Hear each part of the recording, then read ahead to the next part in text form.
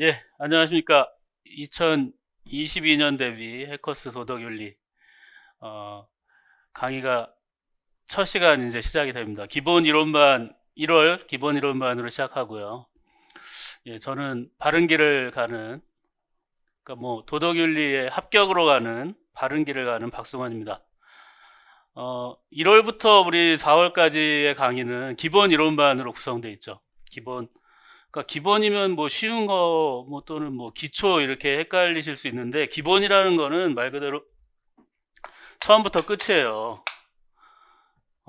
말은 기본이지만 결국에는 1월부터 4월까지 하는 거 안에서 우리의 시험의 모든 것들이 대비될 수 있다.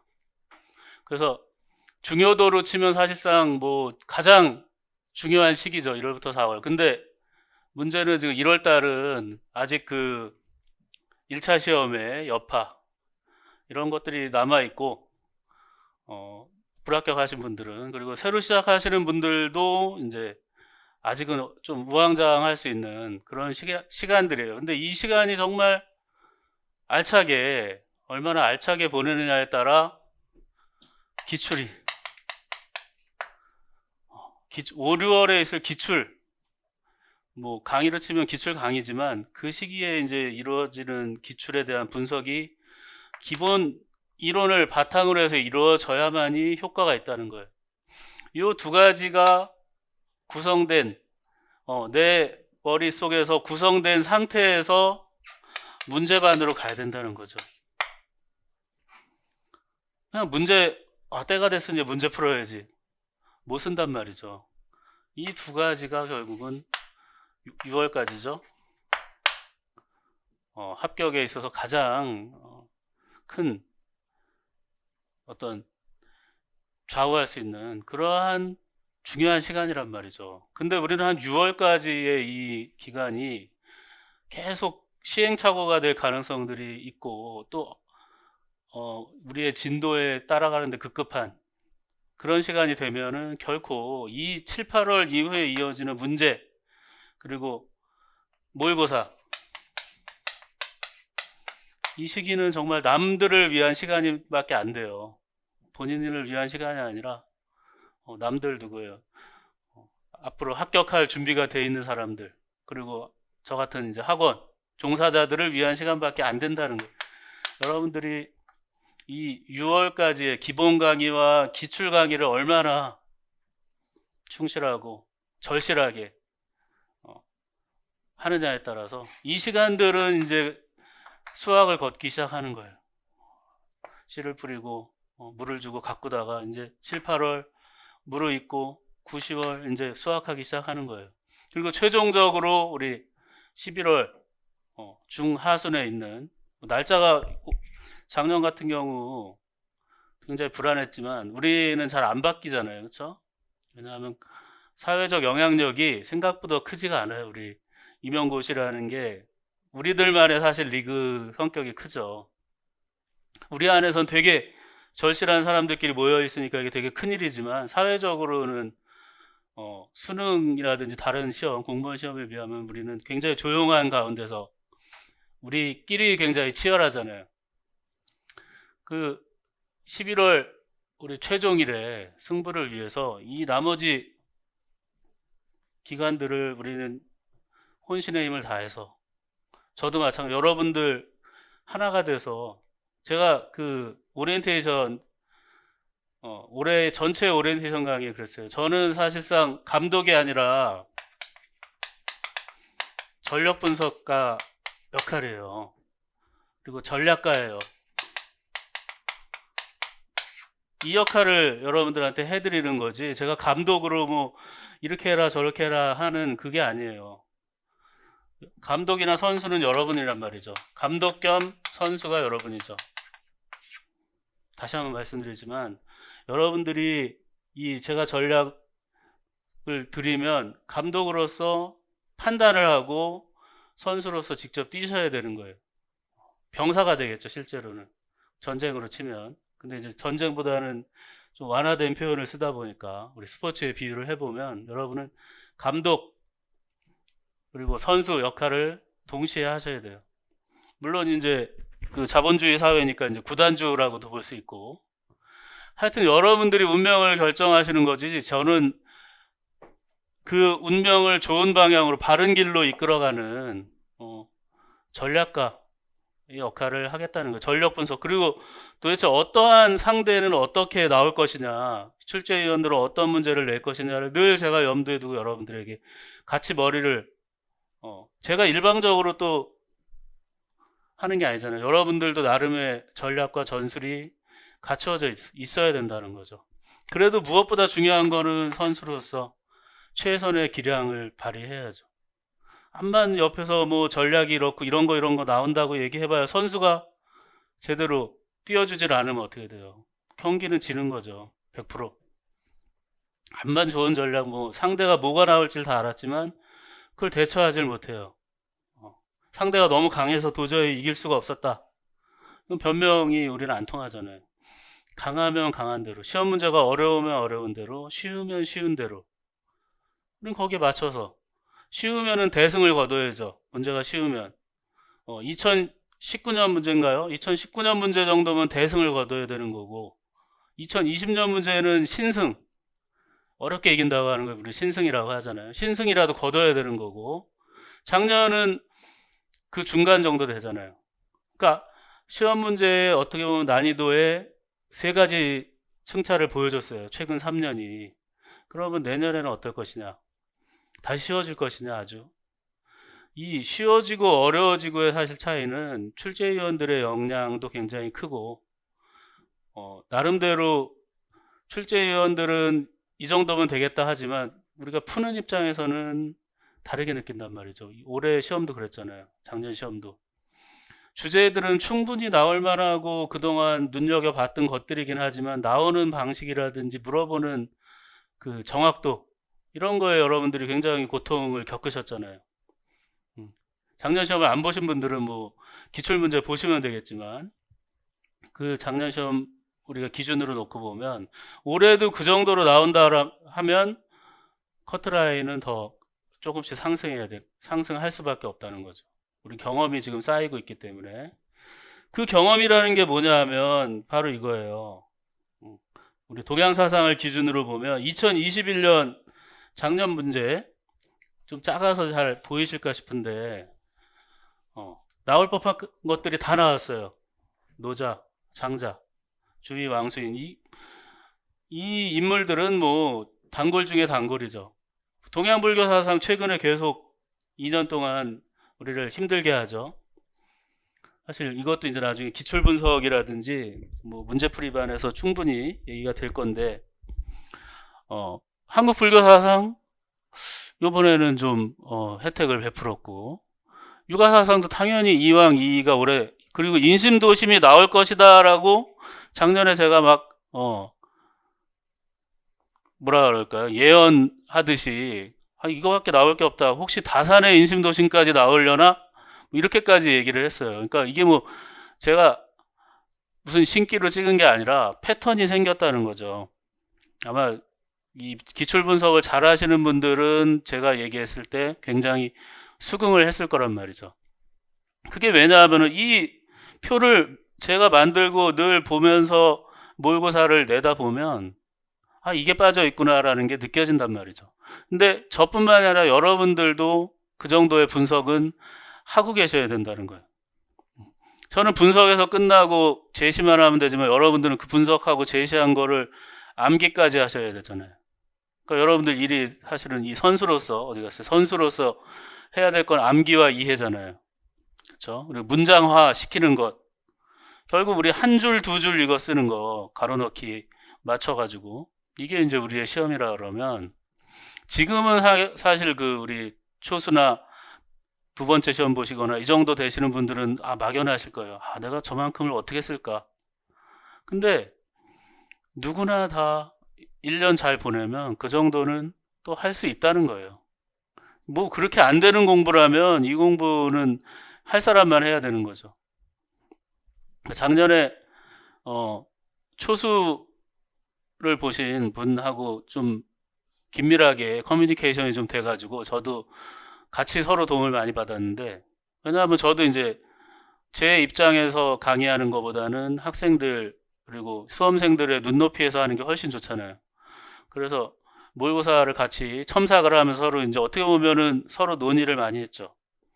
그 학생은 학생이에요. 진짜 4학년 초수인데 이번에 전공만 65점인가요? 저는 70점 정도 나왔다고 봤는데 이 채점자가 아마 되게 점수가 높으니까 오히려 이렇게 너그럽게 안 본 것 같아요. 65점. 꿈의 점수죠, 사실은. 전공만 65점이라는 거는 거의 뭐 알고서 시험을 봤다는 얘기인데 어느 정도. 그게 이제 초수한테도 가능하다는 거예요. 여러 번 시험을 보신 분들의 경우는 65점 어렵다. 웬만해서는 하시는데 결국에는 이 65점이라는 점수, 60점 이상, 전공 60점 이상이라는 것은 결국 제 기준에는 이거예요. 40점은 1년을 충실하게 보내는 분들은 대부분 40점은 맞을 수 있다, 전공을. 근데 이 이상을 받기 위해서는 어떻게 해야 되느냐? 충실 가지고는 안 되고 절실을 해야 되는 거죠. 충실 플러스 절실.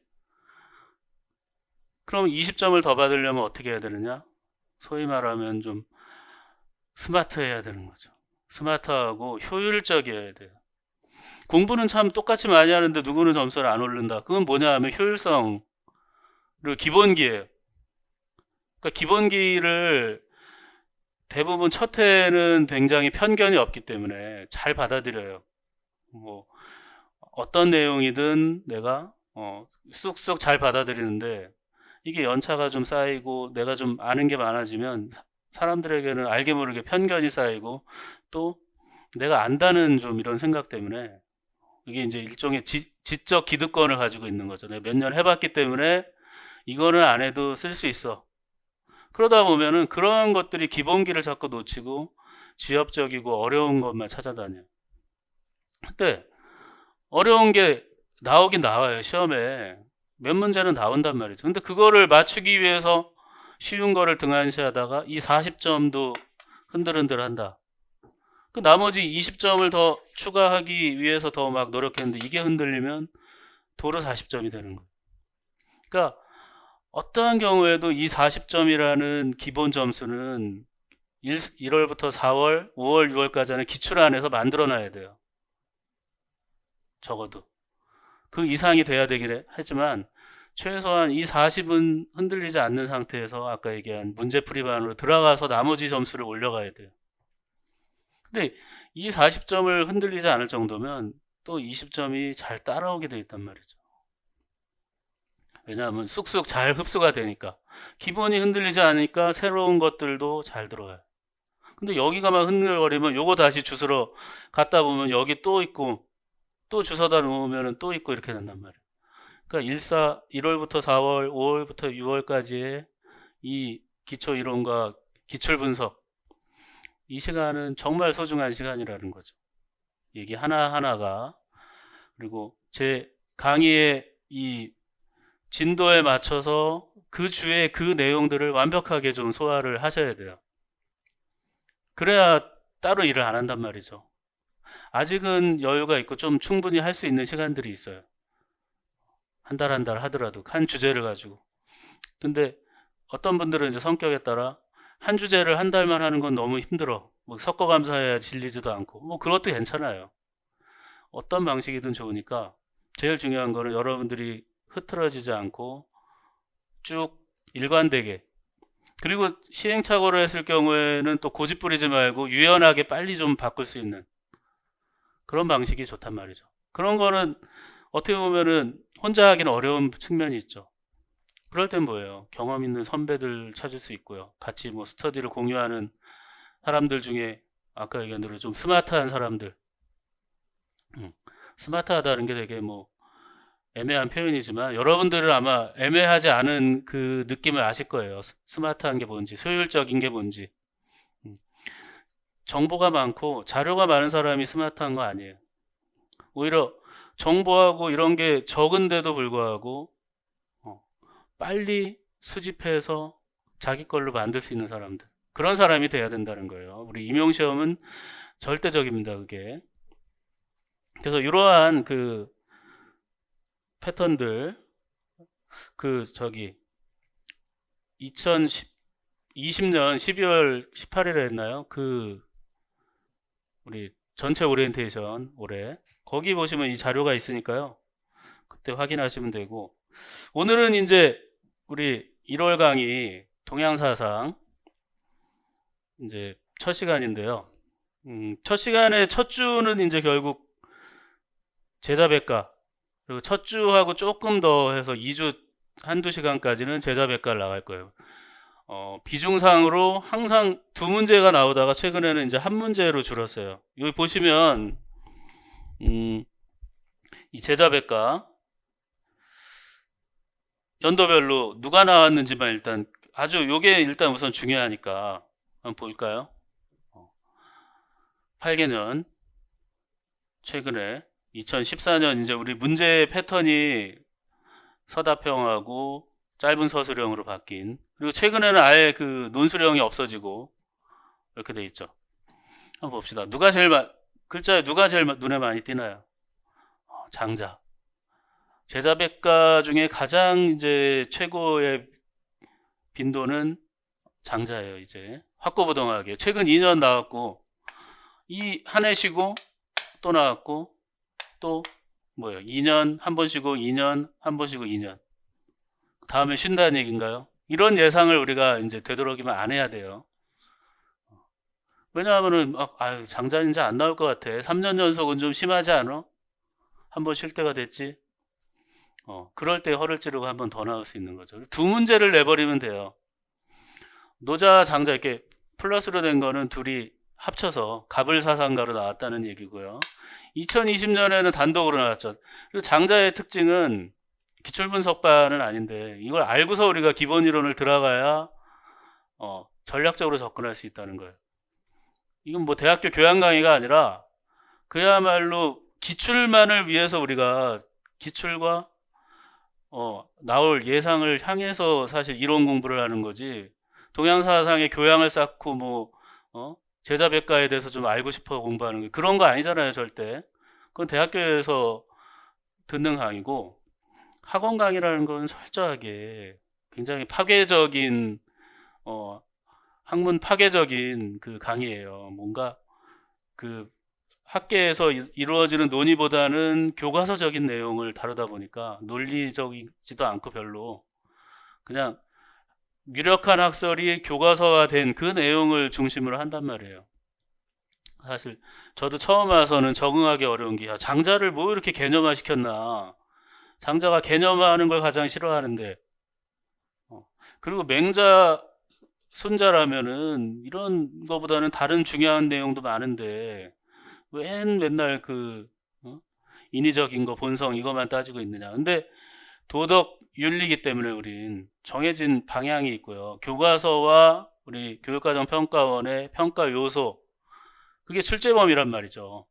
또 하나의 출제범위는 바로 기출인 거예요. 가장 중요한 거죠. 여기 이상은 이제 잘 안 나와 하는 걸 보여주는 거죠. 그 다음 많이 나오는 사람은 노자와 맹자죠. 맹자가 많이 나오는 것처럼 저도 느꼈었는데 한 번, 두 번, 세 번 나왔죠. 노자는 어떻게 돼요? 한 번, 두 번, 세 번, 네 번 역전이 됐죠. 그러니까 이제 출제위원들이 제자백과 중에 유가보다 노장사상을 조금 더 선호하는 사람들이 들어오는 게 아닌가, 그런 생각이 조금 들기는 하는데 모르죠. 이제 다시 또 맹자 순자가 한 번 정도 다시 나오게 생겼죠. 예상해보면. 그 다음에 순자. 그렇죠. 순자도 하나, 둘, 세 번. 그러니까 맹자하고 같은 비중이에요, 따지고 보면. 그 다음에 나올 수 있는 사람들이 뭐냐? 묵자, 한비자, 양주죠. 여기서 뭘 느끼실 수 있죠? 공자는 없구나. 근데 공자가 한 번 나온 셈인 게 뭐냐 하면, 우리 대학에 신동 물어본 거, 그리고 또 최근에 정약용의 인 물어본 거. 그럼 공자 알고 있으면 어느 정도는 맞출 수 있는 문제들이었어요. 그러니까 공자도 두 번은 나왔다고 우리가 볼 수 있는 거죠. 이제 그거를 이제 송명유학으로 분리할 수도 있지만, 송명유학이라는 건 기본적으로 공맹사상의 이론화예요. 이론이 없던 공맹사상을 이론화시킨 거기 때문에 사실상 이 공자도 출제 라인 안에는 항상 걸쳐 있다는 거죠. 그래서 이러한 우리 느낌들을 항상 가지고 누가 중요하다는 것 정도는 알고, 어떤 문제들이 나왔었는지는 알고, 어느 정도 알고 있는 상태에서 이론 수업을 들으셔야 이게 생생해지는 거지. 안 그러면 그냥 또 대학 강의처럼 공자, 맹자, 순자 하는 얘기들 비슷하고 뭔 얘기야 이렇게 될 수 있단 말이죠. 절실하게 들어오려면 어떤 시험 문제가 나왔는지가 항상 머릿속에 이렇게 박혀 있어야 돼요.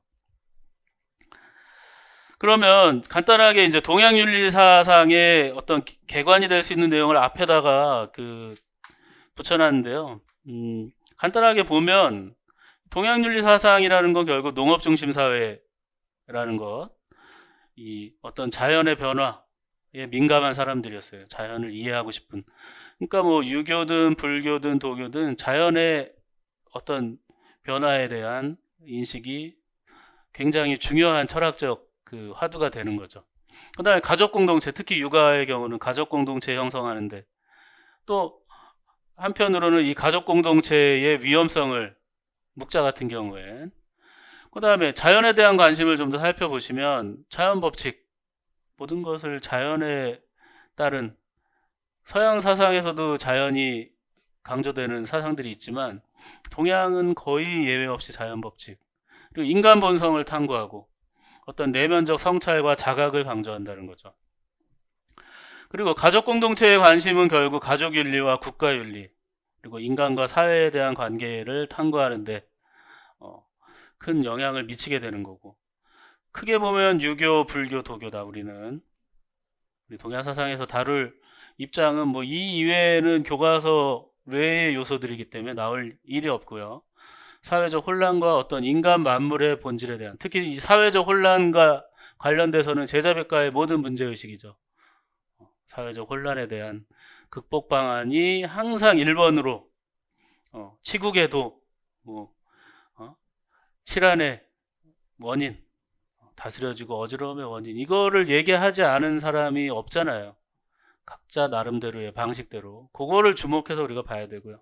인간과 만물의 본질, 성명성리학, 한국 유학, 그리고 불교 사상 다 여기에 초점을 두고 얘기가 이루어지잖아요.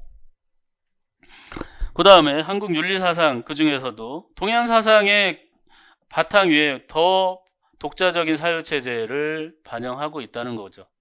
유교 같은 경우에는 이황이, 정약용 세 사람이에요. 이 세 사람이 돌아가면서 묶어서도 나오고 단독으로도 나오고 내면과 성품에 대한, 심성론에 대한 아주 깊이 있는 논의들이 이루어졌죠. 한국 불교, 원효, 의천, 진울 통합의 불교예요. 한국 불교는 뭐 선이든 교든 한쪽으로 치우친 것에 대해서는 단호하게 반대를 하죠. 그 다음에 한국 도교, 한국의 도교는 다행히 상당히 일원화된 것들이 남아있지 않기 때문에 우리 시험 범위에는 거의 안 나온다고 보시면 되죠. 정말 다행이죠. 한국 불교, 한국 유교는 한 문제씩 꼭 나오게 돼 있는데, 이제 한국 도교는 아직까지 문제를 개발하기에는 어렵고, 교과서 안에도 그러니까 신앙, 민간 신앙이나 어떤 기복 신앙으로서의 성격만 서술되어 있기 때문에, 그리고 신흥 종교의 경우는 아무래도 좀 시험 문제를 내는 데 있어서 좀 껄끄러움이 있으니까 낼 수 있는 방법을 찾기 전에는 오히려 쉬운 문제가 될 수 있겠죠. 이런 데서 나오면. 그 다음에 각각의 특징을 간단히 살펴보면 동양윤리사상의 경우는 유기체적 세계관이라는 거예요.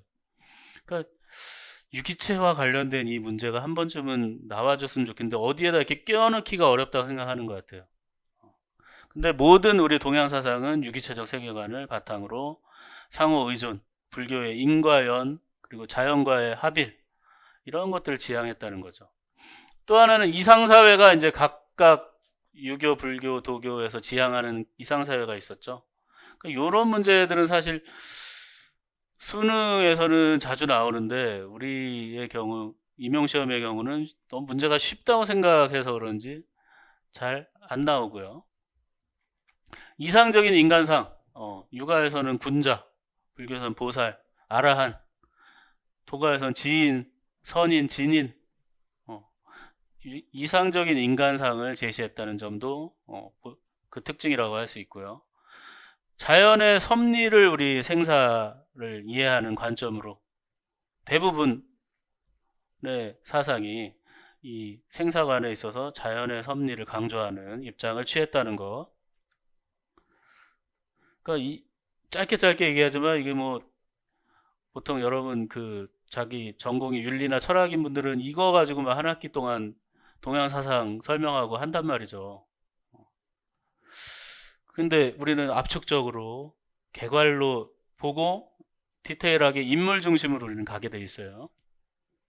그래서 한국 윤리 사상의 특징, 이건 이제 우리 뭐 단군 신화라든지 홍익인간, 그 단군 신화 안에 있는 홍익인간을 뭐 예전에는 되게 막 높은 그 비중을 두고 했었는데 임용시험에도 사실 나올 수 있는 부분이 였죠. 한 2번 정도 나왔었는데 물론 이제 50문제 시절을 기준으로 하면은 단골 손님들이지만 지금 이제 문제가 23문제, 4문제밖에 없기 때문에 끼어들 틈이 없는 것 같아요.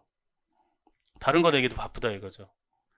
지금 많이 좀 문제가 패턴화되면서 이제 고갈이 돼 가고는 있지만 그래도 여기 이 분야 단군 신화 쪽이 나오긴 좀 어렵죠.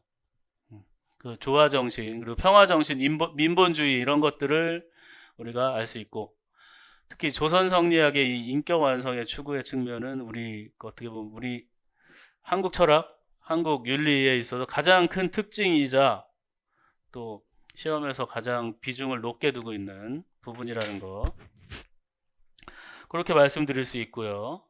그래서 이러한 그 한국 윤리와 동양 윤리의 특징을 바탕으로 해서 우리는 이제 제자백과 그리고 송명유학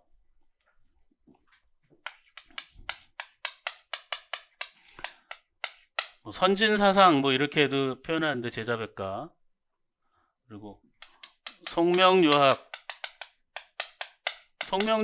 주의 왕양명이죠.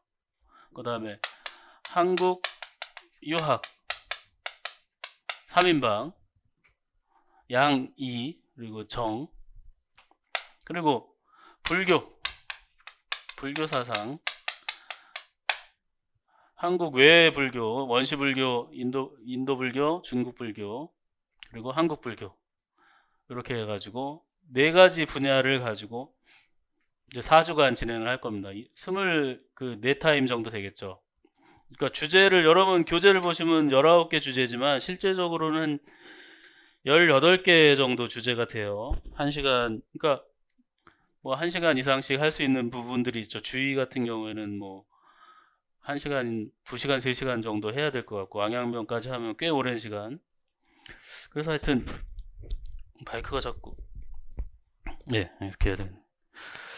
그래서 24시간인데 하다 보면은 24시간에 못 끝나고 막 보강이 생기기도 하고 합니다. 근데 올해는 교재가 딱 정해져 있기 때문에 교재에 맞춰서 하다 보면 뭐 24시간에 충분히 끝낼 수 있을 것 같고요. 정 뭐 부족하다고 하면 1시간 정도 보충을 하는데 오늘은 그 눈이 많이 와서 제가 그 1시간을 지금 늦게 왔어요. 그래서 첫 주차에는 2타임을 업데이트를 하고요.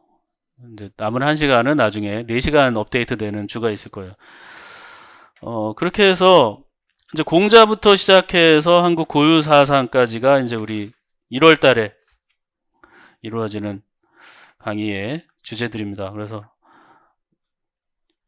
4주 동안 24시간이죠. 4, 6, 24. 24시간 동안 이제 강의를 하도록 하겠습니다.